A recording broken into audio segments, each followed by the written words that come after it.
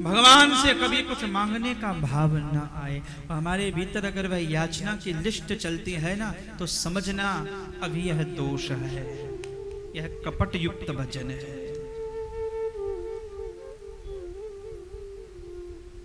जीवन की मैया कुंती ने तो भगवान को कितना अच्छा कहा, स्वयं कर्म फल निर्दिष्टाम याम याम योनिम व्रजाम्यहम तस्याम तस्याम ऋषिकेश त्वयि भक्तिर दृढ़ास्तु में। प्रभु को कहा कि प्रभु अपने प्रारब्ध कर्म के अनुसार मुझे जिस योनि में भी जाना पड़े, जिस जन्म में भी जाऊं, भेज देना। कुंती जी कहती हैं मैं कभी मना नहीं करूंगी, बस इतनी कृपा करना। तस्याम तस्याम ऋषिकेश, जहां जाऊं जिस जन्म में जाऊं, गोविंद तेरा दर्शन और तेरी भक्ति मुझसे ना छूटे। तो ही भक्त तृणास्तु में तेरे दर्शन होते रहे, तेरी भागवत का पंडाल मिलता रहे, बाकी जीवन का हर दुख मैं स्वीकार कर लूंगी। तो ही भक्त तृणास्तु में। भगवान से संपत्ति मत मांगो, भगवान से सन्मति मांगो। भगवान से धन मत मांगो, धर्म मांगो। भगवान से कुछ और मत चाहो, ठाकुर जी से ठाकुर जी का संग चाहो, वह सेवा मिले जो भक्तों को सेवा मिले। श्याम लगो संग डोले। मीराबाई ने अपनी माँ को कभी कहा था, उसकी माँ ने कहा तू छोड़ क्यों नहीं देती, तब मीरा कहती है मैं छोड़ना चाहती हूँ, वो नहीं छोड़ रहा। माई मेरो। एक बात आप भगवान जब कृपा करते हैं ना, मुझे याद है जगन्नाथ में एक संत रहा करते थे, जगन्नाथपुरी आप गए होंगे, मैं इस वर्ष जनवरी में कथा करके आया वहां। और संत के पास एक गोपाल जी की और विग्रह था छोटा सा, उसकी संत पूजा। एक विग्रह तो होना चाहिए, एक आसक्ति जिसके साथ हो, कोई रूप तो हो।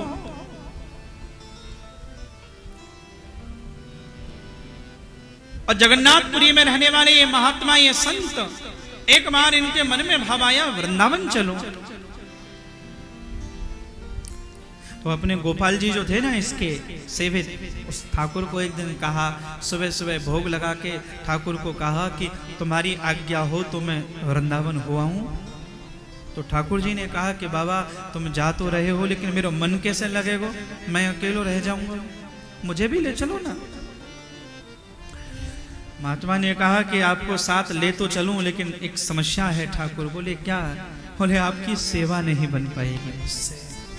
यहाँ तो रोज आपको मक्खन का भोग लगाऊं, रोज बढ़िया से आपको खीर हलवा कुछ खिला देता हूँ, रास्ते में आप कहाँ आपको बैग में लेके घूमूंगा, भोजन नहीं मिलेगा, मैं जमीन पे सोऊंगा, आपके श्री अंग को ठाकुर कष्ट होगा। ठाकुर जी ने कहा नहीं बाबा, मुझको कोई कष्ट नहीं होगा, मैं रह लूंगा, लेकिन मेरा मन है मैं भी मेरे गांव में जाऊं, वृंदावन एक बार देख कर आऊं मेरा गांव।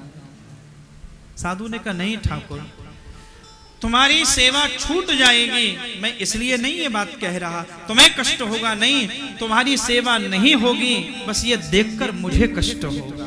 मैं मेरे प्रभु जिद पड़ने लगे, तो फिर थोड़ा ठाकुर जी को डांट दिया, बहुत जिद्दी हो गए हो, मैं सुबह निकल जाऊंगा, चुपचाप जगन्नाथ में रहो, बढ़िया भात खाओ सुबह सुबह। और कहते हैं सुबह सुबह महात्मा ने अपना थैला लिया और अपने गोपाल जी को बगल के एक मंदिर में महात्मा जी को देकर कि मेरे गोपाल का ध्यान रखना, और ये कहकर महात्मा थैले को कमर पे टांग के चल दिए। भूखे प्यासे जा रहे हैं, सांझ हो गई, और कहते हैं सांझ जब हुई, एक बुढ़िया मैया के दरवाजे पर आवाज लगा के कहा मैया भूख लगी है, भोजन मिल जाएगा? बोले हाँ महात्मा क्यों नहीं। तब कहते हैं भोजन के लिए बिठा दिया, और उस बुढ़िया मैया ने पूछ लिया बाबा से महात्मा कहाँ जा रहे हो? बोले वृंदावन। बोले वृंदावन तो बड़ो दूर है, पैदल? बोले हाँ।